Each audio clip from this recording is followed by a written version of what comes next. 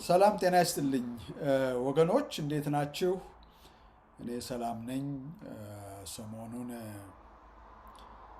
ያው እንግዲህ ከፋኖ ግንባር የምንሰማው በጣም አሳዛኝ ክስተት ነው። ነገር ግን ደግሞ ሁላችሁም እንደምታውቁት ሁላችንም እንደምናውቀው ይሄ አዲስ አሰራር አይደለም። በጭካኔ የአማራን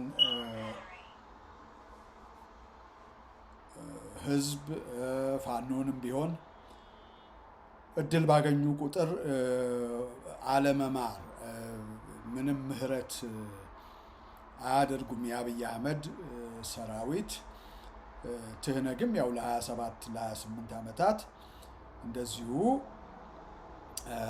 ያለ ርኅራሄ ያለ ምህረት በአንድ ወቅት ትዝ ይላችሁ እንደሆነ በፓርላማ ስብሰባ መለስ ዜናዊ በህይወት በነበረ ጊዜ ማለት ነው ወደ 2.5 ሚሊዮን አማራ የት እንደገባ አይታወቅም የተባለበት ትዝ ይላችኋል። እና ትግሬው ለ27 እና ለ28 ዓመታት ያው አማራውን በጭካኔ ትጥቁን አስፈትቶ ጄኖሳይድ ፈጸመበት። ከዛ በኋላ ደግሞ አሁን ላለው ለአብይ አህመድ እና ለሰራዊቱ ያው ተራ ለቀው ማለት ነው የአማራው ህዝብ መከራውንና ስቃዩን ይበላል፣ በጅምላ መቃብር ይቀበራል። እና እነኚህ አሁን ሰሞኑን በተለያዩ እንትኖች ሚዲያ አውትሌቶች እህቶቻችን ጡታቸው የመቆረጡ ጉዳይ ይህን የመሳሰለ ጉዳይ አዲስ ክስተት አይደለም። ኩላሊትና ጉበትና ኩላሊት ጭምር እንደበሉ ነው። ሸኔ ነው ኦነግ፣ ያው ለነገሩ አንድ ናቸው። ያንን ሁሉ ሰምተናል እናውቃለን። እና ዛሬ ከትላንት ጀምሮ መሆኑ ነው ከትላንት ወዲያ ጀምሮ እህታችን ፋኒት የምትባል በጣም ወጣት ያው ጡቷን ቆርጠው ቆዳዋን ገፈው በዛ አይነት ገድለዋታል። እና አሁን ምንድን ነው አማራው እንግዲህ እንደለመደው ለ2 እና ለ3 ቀናት ይሄንን አሰቃቂ አረመኔያዊ ተግባር በማውገዝ ከዚህም ከዛም ይጮሃል። ከዛ በኋላ እነኚህ ሁሉ ይረሳሉ። ይሄ ሁል ጊዜ የምናየው ነው። አሁን እንግዲህ እዚህ ላይ ከሸዋም ከጎጃምም ከወሎም ከጎንደርም እንደዚሁ አሁን የዚች ልጅ ሰሞኑን ነገሩን እንትን አደረገው እንጂ ከዛ በፊትም ጡታቸውን እየቆረጡ ያሉ ብዙዎችን ነው። እና አሁን ይሄም ደግሞ የአንድ ሰሞን ወሬ ይሆንና ይሄም ደግሞ ይረሳል። በቀልም የሚበቀልላቸው የለም። ብዙ አሳዛኝ ሁኔታ ነው። በነገራችሁ ላይ የፋየር አላርሜ ባትሪ ቀይር እያለኝ ነው እና አንዳንድ ቢፕ የሚል ነገር ስትሰሙ that's what's going on። ወሎ፣ ጎጃም እና በአንድ በኩል እንግዲህ ስታዩ ምንድነው ጥቃት የደረሰበት የአማራው አካል ይሄ ጥቃት እንዳይደርስበት ለማድረግ ምንድን ነው ማድረግ ያለበት? ጥቃቱ እንዲቆም በየጊዜው እያሰለሰ እንዲህ አይነት አሰቃቂ ድርጊት ከማስተናገድ አማራ ከዛ ለመውጣት ምን ማድረግ አለበት? እነ የፋኖ መሪዎቻችን ይሄንን ነው የሚያደርጉት። ይማርኩና ከዛ ለተማረኩት እስር አይደለም፣ ግርፍ አይደለም፣ ስቅላት አይደለም። እንዲያውም ራሽን በጆንያ እየተደረገ የአማራን ወጣት ሴቶች ጡት ሲቆርጡ የዋሉ እነኚህ እንደተባለው ተማረኩ ሲባል ቅጣት አይጠብቃቸውም። ኩንታል ሙሉ ምግብ ነው የሚጠብቃቸው። እንግዲህ ይሄ ነው እና በዚህ የአብይ አህመድን ስትራቴጂ በጣም ነው የማደንቅለት። ይሄ እንደዚህ የሆነበት ምክንያት ዝም ብሎ ፋኖ ወዶም እንዲህ የሚያደርግ እንዳይመስላችሁ። የፋኖ ሰራዊት የበቀል እርምጃ እንዳይወስድ እነ አስረስ ማረ ዳምጤ እጅና እግሩን ስላሰሩት ሁሉ ጊዜ ሽኩቻን ሁሉ እንዳለ ሰምተናል። እነኚህ ሰዎች እየጨረሱን ነው፣ እነኚህ ሰዎች እያፈናቀሉን ነው፣ እየገደሉን ነው፣ ለምንድን ነው እኛ እርምጃ ማንወስድባቸው ብለው ይጠይቃሉ የፋኖ ሰራዊቶች። ነገር ግን የአብይን ስትራቴጂ በጣም አደንቃለሁ ብዬ የምላችሁ ምን ላይ ነው? አብይ በአንድ ወቅት ፋኖ ላይ እንደሚዘምት፣ ምክንያቱም ኦሮሞማም ሆነ ያለፈው የህወሓት ቡድን ከነመለስ ዜናዊም ጀምሮ ዋና ያው የጋራ ጠላታቸው አማራ ስለሆነ አማራን የማጥፋት ተልእኮ ይዘው ነው የመጡት። ምህረት አይደለም አማራ በተገኘበት እንዲገደል የሚል ማለት ዓላማ ወይም ደግሞ ያ አይነት ማኒፌስቶ ጽፈው ነው የመጡት። ስለዚህ አብይ አህመድ በአንድ ወቅት ወደ አማራው ክልል እንደሚዘምት ያውቅ ነበር። በአንድ ወቅት ደግሞ ፋኖንም የአማራ ልዩ ኃይልንም ሚሊሻንም ቢሆን ከትጥቅ ነፃ አድርጎ እንደፈለገ የአማራን ክልል በቁጥጥር ስር እንዲያውል ይሄ እንትናቸው ውስጥ አለ፣ አጀንዳቸው ውስጥ ከበፊት ጀምሮ ማለት ነው። ስለዚህ ወደ አማራ ክልል መዝመቱን ሲያስብ ጥያቄው ምንድነው? ኦኬ አሁን አማራውን ለማስገበር አማራውን የምንፈልገው ቦታ ላይ ለማምጣት በምናደርገው ዘመቻ ማን ነው ትልቁ እንቅፋታችን ብለው ሲጠይቁ ፋኖ ነው። ኦኬ ፋኖን እንዴት ነው ሃንድል የምናደርገው ብለው ሲጠይቁ ደግሞ እነማን ናቸው ኢንፍሉዌንሻል የሆኑ? ኦፍኮርስ እነ ዘመነ ካሴ ናቸው። ከዛም በኋላ እነ ምሬ ወዳጆን ራሳቸው ሾመው ነው ያመጡት። አሁን ምሬ ወዳጆ ከምን ተነስቶ የፋኖ መሪ እንደሆነ የሚያውቅ የለም። ኦሎፈሰደን በወሎ አካባቢ ያለው የፋኖ መሪ ነው ተብሎ ነው የመጣው። ህዝቡም without any question ተቀብሎታል። ልክ እነ ብአዴንን እንደተቀበለው አብንን እንደተቀበለው የኛ ናቸው ብሎ ማለት ነው በመታለል እና አብይ አህመድ ከመጀመሪያው ምንድነው ሲነድፍ ፋኖን አንችለውም። ስለዚህ ምንድነው ማድረግ ያለብን? ፋኖን በመሪዎቹ ማፈን አለብን። ገርማችኋል። በመሪዎቹ ማፈን አለብን። አለበለዚያ ከፋኖ ጋር ተጋፍጠን አንችልም። we are going to lose እና አንደኛ ፋኖ በመከላከያ ላይ እንዳይዘምት ከአማራ ክልል አልፎ ወደ 4 ኪሎ ወደ መሳሰለው ወደ አዲስ አበባ እንዳይመጣ በቁጥጥራቸው ስር አድርገው አፍነው የሚይዙልን መሪዎች ያስፈልጉናል ብለው ሲሉ እነ ዘመነ ካሴ እና አስረስ ማረ ዳምጤ እና ሌሎቹንም እነ አርበኛ መሳፍንት በቃ ይሄ የፋኖ መሪ ብለህ የምትለው እነ ምሬ ወዳጆን ምናምን በሙሉ በቁጥጥራቸው ስር አደረጉ፣ በጥቅም ገዟቸው። ይሄ የሚዋጥላችሁ ቲዮሪ አይደለም፣ ግን ቲዮሪ ሳይሆን ተግባር ነው። ያው እያየነው ነው።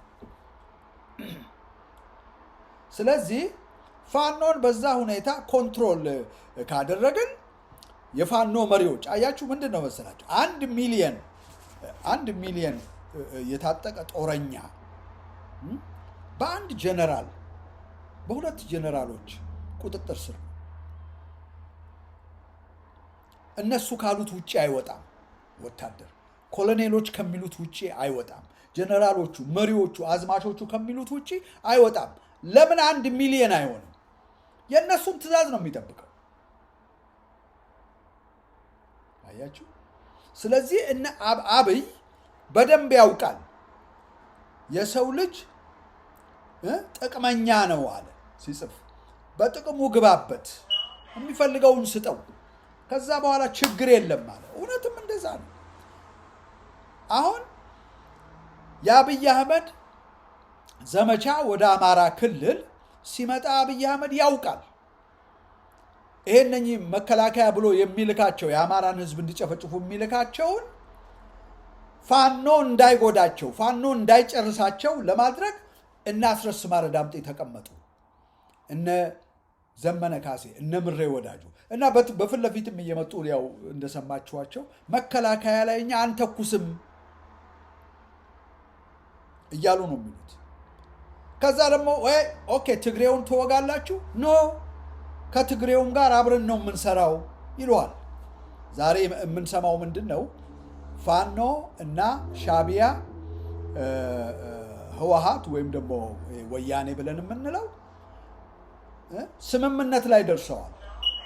ፋኖ ስለነ ራያ፣ ስለነ ወልቃይት፣ ስለነ ጠለምት ይሄ የአማራ አጽመ ርስቶች ለብዙ ጊዜ ተወስደው የነበሩትና የተመለሱት አሉ አይደለም፣ እነሱን እንድች ብሎ ስለነሱ ጥያቄ እንዳያነሳ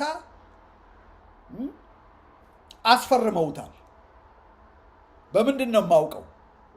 አንደኛ ኒውሱ አለ፣ ኒውሱ ደርሶኛል። ሁለተኛ ደግሞ ተመልከቱ፣ አሁን ራያ ሲያዝ ማነው ምሬ ወዳጆ አንድ ጥይት ጦሽ አድርጓል? አላደረገም። እነ ጠለምት ሲያዙ ስለነሱ እንነሳና እንዋጋ የአማራ ክልል ተያዘ ብለዋል እነ ዘመነ ካሴ። የጎንደሩ፣ የጎጃሙ፣ የወሎው፣ የሸዋው ብለዋል አላሉም።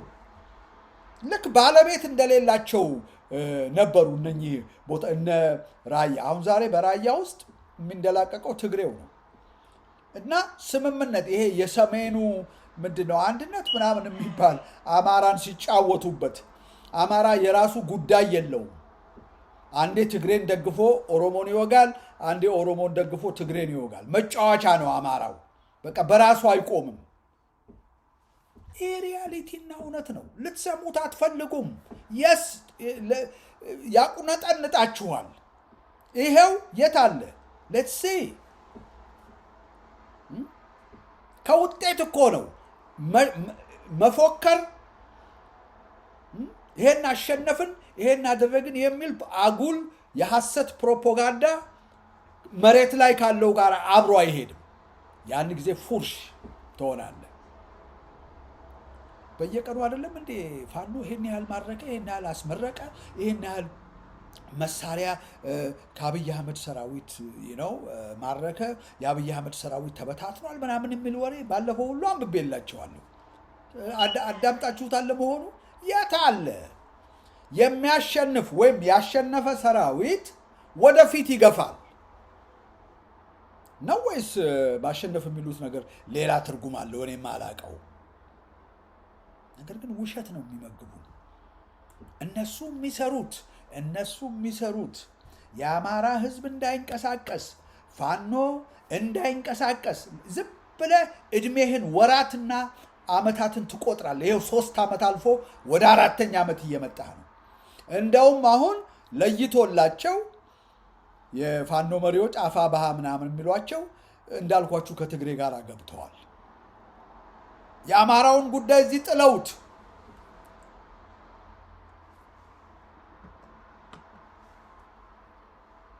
እቺ ትንሽ ልጅ ጡቷ ሲቆረጥ ቆዳዋ ሲገፈፍ ማን ነው መጥቶ እንደለመደው ያነበነበው? አስረስ ማረ ዳምጤ ነው። ይህ ያለው አማራን ለማጥፋት የተነሳ መንግስት ለአንዴና ለመጨረሻ ጊዜ ከሱ ጋር ዲል ማድረግ አለብን ምናምን ይላል። ቀጣፊ፣ ውሸታ፣ ቀጣፊ ሰው አልወድም እኔ። ይኸው በየጊዜው በአማራ ላይ አደገኛ የሆነ ጨካኝ የሆነ እርምጃ ትግሬውም ይሁን ኦሮሞ በወሰደ ቁጥር አፉን የሚከፍተው አስረስ ማረ ዳምጤ ነው። ነገር ግን መበቀል ሲችል መበቀል አይፈልጉም። ለምን? መከላከያን እንዳይነኩ ተብለዋል። ከአብይ አህመድ ጋር ነው የሚሰሩት። I'm just shoving this through your throat ወገኖቼ። መስማት አትፈልጉም፣ ግን ስሙ። ምን ታደርገዋለህ? ዴቭ ዳዊት መቼም በጣም ጎበዝ ወንድማችን ነው። እሱ ስለ በቀል ይቺ አሁን በአሰቃቂ ሁኔታ ስለተገደለችዋ ፋኒት ሲጽፍ ምንድን ነው ያለው? ደም ተመለሰ የምንለው ይልና እስቲ እንስማው። ሌትስ ሲ። ዓይንን ስለ ዓይን እያለ ደምን በደም ማጥፋት ላይ የተወሰነ ባይሆንም በሴት ልጅ ላይ የዚህ አይነት ዘግናኝ ተግባር ለፈጸሙ የኦሮሞማ ወራሪ ኃይል ግን ዓይን ስለ ዓይን ብቻ ሳይሆን ከዚያም በላይ የሆነ ሂሳብ ማወራረድ ግድ ይላል። ዘመቻ በታችን ስም መሰየምና መሰል ድርጊቶች በቂ አይደሉም። ባህር ዳር በመሸገው የኦሮሞማ ወራሪ ኃይል ላይ ልዩ ኦፕሬሽን ሰርቶ ህዝባችንን መካስ ያልቻለ ፋኖ እሱ በሕይወት አለ አይባልም።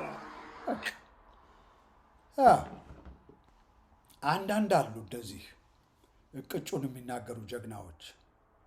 አሁን በዚች ልጅ ስም እንግዲህ ዘመቻ ፋኒት ምናምን ብሎ ይነሳሉ እነኚህ ቀጣፊዎች።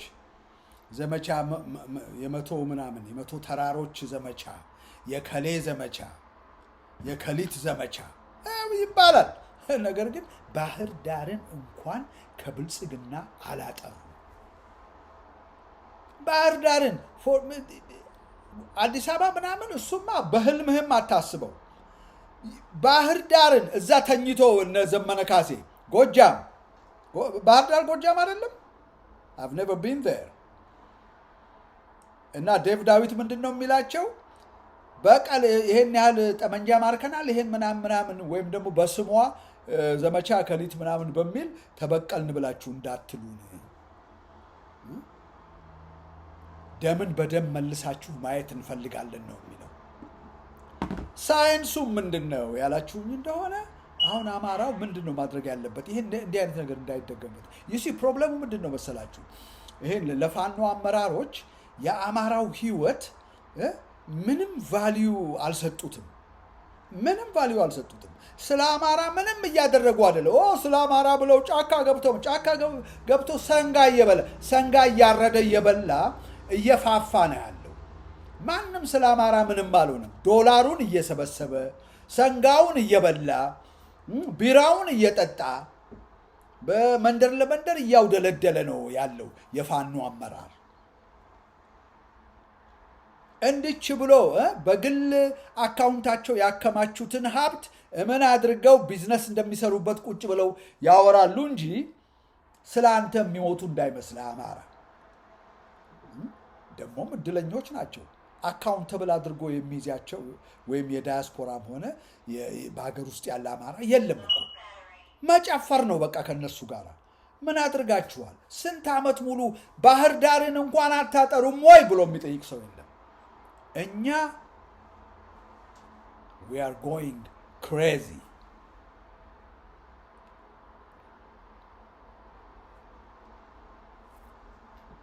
የአማራውን ህይወት ቫልዩ አለመስጠት ይሄ ነው። በቃ ከሊት ተገደለች መጥቶ ይሄ መንግስት ልክ እንደ አዲስ ያወራናል። ይሄ መንግስት አማራን ለማጥፋት ቆርጦ የተነሳ ነው ምናምን ብሎ ለመሳይ መኮንን ያው መጥቶ ቱልቱላውን ሲነዛ ነበረ። አስረስ ማረ ዳምጤ የሚባል እኔ አይ ስትሮንግሊ ሰስፔክት እነኝና አስረስ ማረ ዳምጤ እነ ዘመነ ካሴና ሌሎችም ሪሊ አር ዘይ ሪሊ 100% አማራዎች ናቸው ወይስ ደግሞ ይሄ አገው ወይም ደግሞ ቅማንት ምናምን የሚል ሳይድ አላቸው? ይሄ መመርመር አለበት። ምክንያቱም በታምኑም ባታምኑም በአማራ ክልል ውስጥ ያሉ ማህበራት የሲቪክ ማህበራት ይሁን የመንግስት ይሁን የክልሉ አስተዳደር ይሁን ማህበራት፣ ድርጅቶች እንትናንም ጨምሮ የፋኖን ኢንስቲትዩሽንም ጨምሮ ያንንም ጨምሮ እየተመሩ ያሉት በነን አምሃራስ ነው።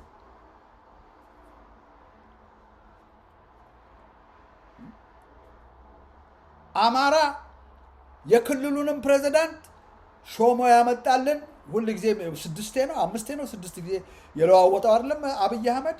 አማራ የራሱ የሆነ ከራሱ ወገን የሆነ ይሄ በአማራ ክልል ያለውን አስተዳደር የሚቆጣጠር ወይም ደግሞ ራን የሚያደርግ አማራ የለው። አማራን የሚመስሉ አያችሁ፣ አንደኛ አማራን የሚመስሉ ወይ ግማሽ ጎናቸው አማራ ይሆናል፣ ለሌላው ደግሞ ጎናቸው እና አብይ አህመድ በብር በምናምን ያካክሱላቸዋል። አሁን ሙሉ ጸረ አማራ ይሆናሉ ማለት ነው። አያችሁ፣ ትልቁ ችግር ይሄ ነው። ስለዚህ ነው ለአማራው ህይወት ይቆረቁራቸዋል፣ ይሰማቸዋል። ተበሳጭተው ተነስተው የአማራን ደም ይበቀላሉ ብለህ ስትል የለም፣ በጭራሽ ንቅንቅ የለም። ውሸት ግን ይቀልበዋል። አሁን ለተወሰነ ጊዜ አሁን በሚመጡት ሳምንታት ውስጥ ዘመቻ ከሊት ምናምን የሚሉ እና ዘመተ ፋኖ ይሄን ያህል አደረገ ምናምን ውሸት 100% ውሸት ያወሩዋል። ከዛ በኋላ ይረሳል። አብይ አህመድ ስራውን እየሰራ ነው። ዛሬ ከነ ማነው ጌታቸው ማነው የሚሉት የህወሓት የነበረው ጌታቸው ረዳ ጋራ የሆነ ጉብኝት ምናምን እያደረጉ ነው። ራሳቸው በዚህ በኩል አማራን ገዳዮችን አሰልፈዋል። ልክ ምኒልክ ጡታችንን እንደቆረጠ እናንተም ቁረጡ ተብለው ነው የተባሉት።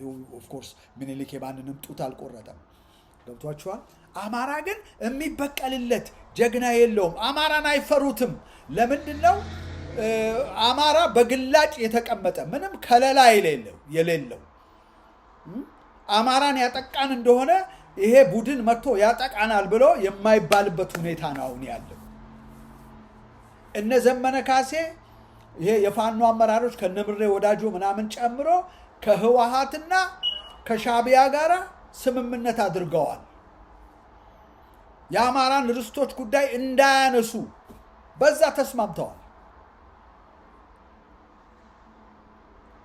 እና አሁን ዝም ብለን እያየን ነው። እናንተን ነው የምንጠብቀው። የምሬ ወዳጆ ጭፍራዎች፣ የዘመነ ካሴ ጭፍራዎች፣ የነ ሀብቴ የነ ደሳለኝ የነ አስረስ ማረ ዳምጤ ጭፍራዎች እነሱን አትንኩ ምናምን እያላችሁ የምትጮሁ የእናንተን መጨረሻ ነው የምንጠብቀው።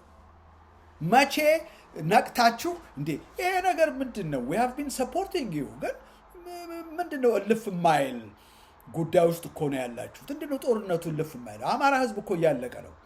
ስንት ዓመት ይወስድባችሁ ይሆን እናንተ ላይ ውሃ መርጨት አለብን የተኛችሁ ጎጃም፣ ጎንደር፣ ወሎ፣ ሸዋ ምናምን በሚል የተጠመድክ አማራውን ህዝብ እያስጨረስክ እዚህ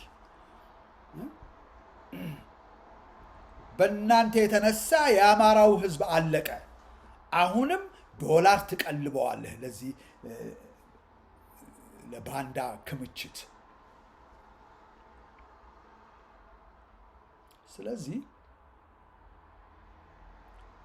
የአማራው ጉዳይ ተስፋ የሌለው ጉዳይ ነው።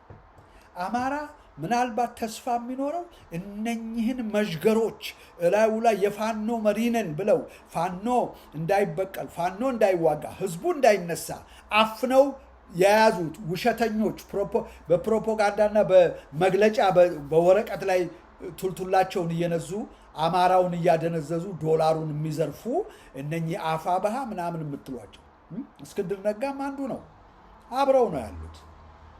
እነሱ እስካልተመነጠሩ ድረስ ከአማራው ትከሻ ላይ ሪሙቭድ እስካልሆኑ ድረስ ዋንስ ኤንድ ፎር ኦል አማራ መቼም ከነ አብይና ከትግሬው ከኦነግ ቢላዋ መቼም አይድንም። ማርክ ማይ ወርድ አይ ሴድ ኢት። እነኚህን እናንተ ነቅታችሁ እነኚህ ወሮበሎች ልክ አብን ላይ ለመንቃት የአማራ ህዝብ ስንት ዓመት ነው የወሰደበት? ብአዴንን ይሄ ነገር ለእኛ የሚሆን አይደለም ለጠላት ነው የሚሰራው ብሎ የአማራ ህዝብ በብአዴን ላይ የነቃው ከስንት ዓመት በኋላ ነው? የአብንን መሰሪነት አብን የብአዴን ሌላው ግልባጭ እንደሆነ የአማራው ህዝብ ያወቀው መቼ ነው? ከስንት ዓመት በኋላ ነው?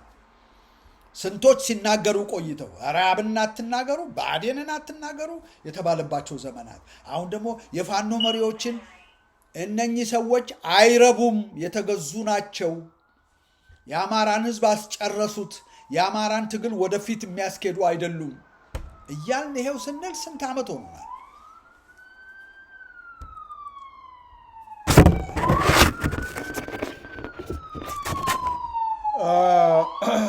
እና አያችሁ ምንድን ነው እንዳልኳችሁ ለአማራው ህዝብ ህይወት ቫልዩ አይሰጡትም። አንድ ምሳሌ ልስጣችሁ። ለምሳሌ አሁን ሐማስ ባለፈው ሄዶ ምንድን ነው ያደረገው? አርፈው ሪላክስ ያደርጉ የነበሩ እስራኤሎች ላይ የእስራኤል ተወላጆች ላይ ሮኬት ታዘነበባቸው። በቃ all of just out of the blue እና በዛ I don't know if I remember correctly ግን 2000 3000 ከ1500 በላይ የእስራኤል ህዝብ ግማሹም ሞተ፣ ግማሹንም አፍሰው ወሰዱት፣ ግማሹም አለቀ። ማን ነው ግማሹም ያው እዛው በሮኬቱ ተደመሰሰ። ከዛ በኋላ የእስራኤል መንግስት ምንድን ነው ያደረገው? እስቲ የዓለም መንግስታት የውጊያ ህግና ሬጉሌሽን ምንድን ነው ምናምን ብሎ ያማከረ ይመስላችኋል? ኖ። ምክንያቱም የዜጎቹ ህይወት ፕሬሸስ ነው። አንድ እስራኤላዊ ሲሞት በቀላሉ አይታይም። ስለዚህ ለነሱ they don't give a damn። የኢንተርናሽናል ኮሚኒቲው ምን አለ? የዓለም የተባበሩት መንግስታት የወር ምናምን ሬጉሌሽን ምን ይላል ምናምን የለም። እስራኤል እስከ ቅርብ ጊዜ ድረስ ሐማስን በጋዛ አካባቢ በየት አንድ አልቀራትም፣ ቀጠቀጠችው። በቀል ማለት ያ ነው። ባለጌ ደግሞ እጁን የሚሰበስበው ስትመታው ነው፣ በጨዋነት ስታስተናግደው አይደለም። እስራኤላውያን ስለተባበሩት መንግስታት፣ ስለ አሜሪካ፣ ስለ ዩሮፒያን ካውንስል they didn't care። ህዝባችንን ጎርተሃል፣ we will make you regret it. We will make you regret the day you were born. አያችሁ፣ ለምን? ለህዝባቸው የቆሙ ናቸው፣ አልተገዙም። ፋኖን ይሄን አያደርግም። የተገዛ ነው። እንግዲህ ፋኖ በምልበት ጊዜ ሁል ጊዜ እንደምነግራችሁ ይሄን ሰራዊቱን አይደለም። ሰራዊቱማ ብዙ ጊዜ ክላሽ ያደርጋል እኮ ከነ አስረስ ማረ ዳምጤ ጋር። እነኚህ ባለጌዎች እንደዚህ አይነት ድርጊት እየፈጸሙብን ለምንድን ነው አትንኳቸው የምትሉ? አዎ፣ ምክንያቱም ህዝቡ እንዳልኳችሁ ዳያስፖራም ሆነ በኢትዮጵያ ውስጥ ያለው አማራ አካውንተብል አድርጎ አይዛቸውም። እነ ዘመነ ካሴን ያመልካቸዋል። በቃ አንከንዲሽናሊ የአማራ ህዝብ እያለቀ የአማራን ከተማ በሙሉ ለቀው ለጸረ አማራዎች ለቀው በየጢሻው ቁጭ ብለው ሰንጋቸውን እየበሉ በየአመቱ ደግሞ ዶላር ይልክላቸዋል ይሄ የአማራው ህዝብ። ከዚህ ጋራ ነው እኛ ፋይት የምናደርገው። እንዲህ አይነት ህዝብ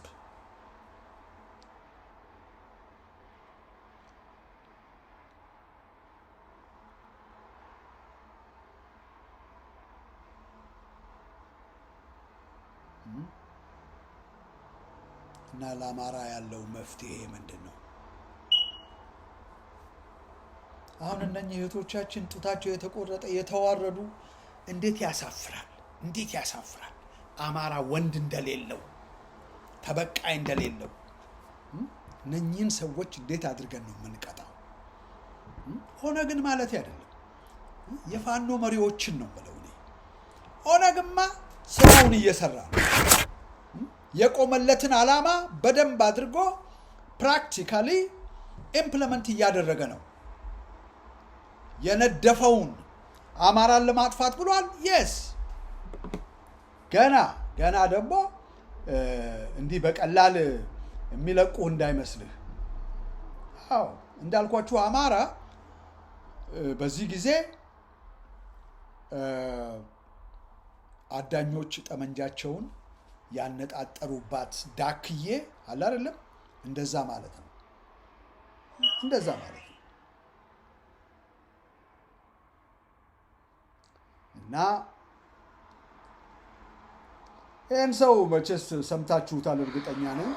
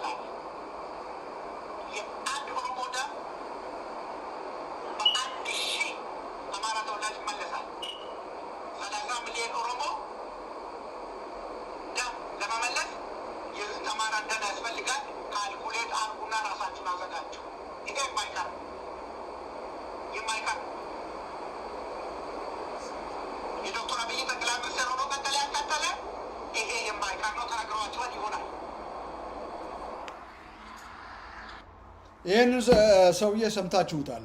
አዲስ ቪዲዮ አይደለም።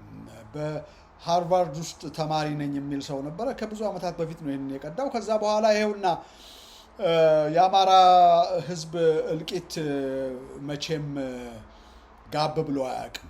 በቃ አማራ ይገደላል፣ ገዳዮቹን ግን የሚገድል የለም። ገዳዮቹን የሚቀልብ ፋኖ ነው ያለን እና ይሄ ደግሞ በዚሁ የሚቀጥል ነገር ነው ወገኖቼ። የዚችን ትንሽ ልጅ በጣም ትንሽ ናት፣ በእድሜ ማለቴ ነው። ጀግና ናት። ፋኖ በእርግጥም ትግል ለአማራው ይታገላል ብላ አምናን የገባችበት፣ ነገር ግን መሪዎቹ የተጠለፉ ባንዳዎች እንደሆኑ አላወቀችም። ህይወቷን ሰጠች ማለት ነው። እሷ ብቻ ሳትሆን ያው እንዳሳየዋችሁ ብዙዎች ጡታቸው እየተቆረጠ ነው። አሁን የአብይ አህመድ ጥቃት በአማራ ላይ ሌላ ፌዝ ይዞ ነው የመጣው። ይሄ አሁን የሚታየው ሴቶችን የጡት መቁረጥ ምናምን እንደዚህ የመሳሰለ ነገር ከምን የመጣ ነው ያላችሁኝ እንደሆነ ያ የሐሰት ትርክት ሚኒሊክ ጡት ቆረጠ ምናምን የሚለው አለ አይደለም። እንደፈለጉ ነው የሚያደርጉት አማራውን፣ ምን አለፋችሁ። እና ይሄ ነው። እና እንግዲህ በሉ ሂዱና ደግሞ አሁን ትንሽ ዶላር ያስፈልጋቸዋል። ዶላር ሰብስቡና ስጧቸው። ያው የነኚህ ህፃናት ደም ይፋረዳቸዋል። ሉክ አት ደም።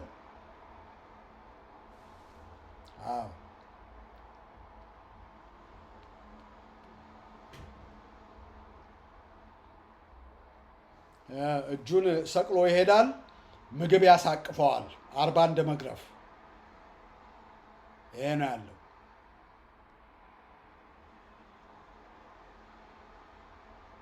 ቀልድና ጨዋታ በአማራ ህይወት ላይ እና እነኚህ እህቶቻችን ሌሎችም የፋኖ አባላት ህይወታቸውን ያጡ በሙሉ እግዚአብሔር ነፍሳቸውን በአጸደ ገነት ያኑርልን። ነገር ግን አካውንተብል ሆኖ በአማራው ህዝብ በሉ ተንቀሳቀሱ፣ ሄዱና ለኦሮሞው የማይረሳውን ሌሰን ስጡት ብሎ የሚል የለም። በቃ አሸነፍን፣ መሳሪያ ማረክን ምናምን የሚል ወሬ ይነዙለታል። አንድ በትዊተር ላይ ያነበብኩት ምን ይላል? በቀልተኛ ሳይሆን በጣም የተደራጀ ኃይል መስርተናል ምናምን፣ በቀልተኛ ግን አይደለም ይላል። ያው ጠላትህን ሲደመስስህ ካልደመሰስከው በምን ሁኔታ ከዛ እንደምትወጣ እግዚአብሔር ይወቅ እንግዲህ። እና ይሄ ነው ያለው። መቼም የተሰማኝ ሄልፕለስነስ፣ በቃ ሄልፕለስነስ። ከትላንት የማይማር ህዝብ እኮ ነው። አሁን እናንተ ይሄ ምሬ ዋርካው ምናምን እያላችሁ የምትተለተሉ አማራዎች፣ እኔ ነው የሚገርመኝ ነገር፣ አሁን እንደዚህ አይነት ነገር ስንት ጊዜ ሆኗል በአማራው ላይ? በቃ አትሉም ወይ? ስትራቴጂያችሁን ለውጡ ወይ ስልጣናችሁን ለሌላ መሪ ስጡ ብላችሁ አትሏቸው? እስከ መቼ ነው ግለሰብን የምታመልኩት? አማራን አስጨረሳችሁት። አማራ መዳኛው ይሄ የኦሮሞ ኃይል እየተመላለሰ አማራን የሚቀጠቅጥበት ምክንያት ምን እንደሆነ ታውቃላችሁ? የሚቀጣው ስለሌለ ነው። አሁን እንደዚህ ተማረኩ ምናምን ብሎ ይላል። ቀኝ እጁን እየቆረጥክ ብትልከው ወደ አማራ ክልል አይመጣም። ጨርሶ ወደ አማራ ክልል አይመጣም። እሱ ይችን ትንሽ ወጣት ልጅ ቆዳዋን እንደገፈፈ ይሄን እጁን አንጠልጥሎ የሚሄደውን በሙሉ ቆዳውን ብትገፈው ዳግመኛ አይመጣም አማራ ክልል። አያችሁ፣ አብይ አህመድ ይሄንን አውቆ ነው እነ ዘመነ ካሴን እና ሌሎቹንም የፋኖ አመራሮች ገዝቶ ያስቀመጣቸው። እንዲህ አይነት እርምጃና በቀል ፋኖ እንዳይወስድ ነው። በቃ አትከልክሉ፣ አትንኳቸው፣ አታጥቋቸው ሲል ትሰሙታላችሁ አስረስ ማረ ዳምጤ። ስለዚህ ያለው ሁኔታ ይሄ ነው። በሉ እናንተም ሂዱና አጨብጭቡላቸው፣ ዶላር ሰብስቡላቸው። ኦኬ። የአማራው ደም ግን በእናንተ እጅ ነው ያለው። ምድረ ዳያስፖራ ወይም ደግሞ ኢትዮጵያ ውስጥ ያላችሁ አማራዎች ማለት ነው።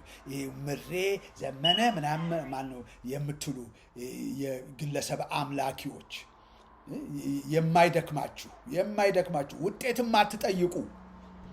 ውጤት ማትጠይቁ ፌል ያደረገ ነገር አይታችሁ የማትረዱ